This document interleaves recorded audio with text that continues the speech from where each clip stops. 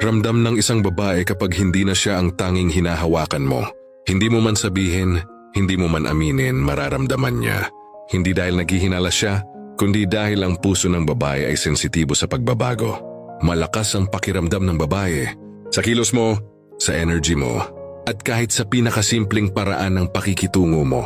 Alam niya kapag may mali, kahit pilit mong itinatago. Kapag may tiwala at tunay na pagmamahal, mas malalim ang koneksyon. Tahimik man siya, nakikinig ang puso niya. At kapag buo ka sa kanya, ramdam niya yon sa atensyon mo, sa oras mo, at sa presensya mong malinaw at walang kahati. Pero kapag nasira yon, kapag may iba ka ng kahati, mararamdaman niya agad. Hindi dahil may ebidensya siya, kundi dahil may nabago. Makikita niya sa atensyon mong unti-unting nababawasan. Sa oras mong dati ay para sa kanya lang. Ngayon ay parang laging kulang. Sa presensya mong nandoon nga, pero hindi na buo. Kahit hindi siya magtanong, kahit hindi siya mag-eskandalo, sa loob-loob niya, alam na niya. At kapag nawala ang tiwala, wala nang matibay na pundasyon ang pagmamahal. Dahil ang relasyon ay hindi lang binubuo ng salita, kundi ng katapatan.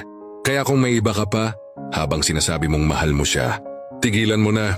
Hindi mo lang niloloko ang katawan niya, niloloko mo ang puso niya, at unti-unti mong sinisira ang kaluluwa niya. Dahil ang babae, kapag nakaramdam ng pagbabago, mahirap nang bumalik sa dati. Hindi dahil mahina siya, kundi dahil kapag nagising na ang konsensya niya, pipilinan niyang protektahan ang sarili niya. Ang isang mabuting babae, hindi magpapaloko ng matagal. Hindi siya papayag na maging pangalawa. Hindi siya mananatili sa relasyong kailangan niyang ipaglaban mag-isa. Tahimik siyang lalayo. Walang ingay, walang drama, walang paninisi. Pero siguradong tapos na. Kaya imbes na sayangin ang oras niyo pareho, igalang mo siya. Igalang mo ang koneksyon na binuo niyo. Igalang mo ang pagmamahal na ibinigay niya ng buo at walang kahati. At huwag mong isipin na kaya mo pang itago ang lahat. Dahil mararamdaman niya at mararamdaman niya. At kapag dumating ang araw na iyon, lahat magbabago. At saka mo lang maiintindihan na ang babaeng pinakawalan mo ay ang babaeng hindi mo na kailanman mababawi. Ang pagmamahal na may kahati ay pagmamahal na unti-unting nauubos.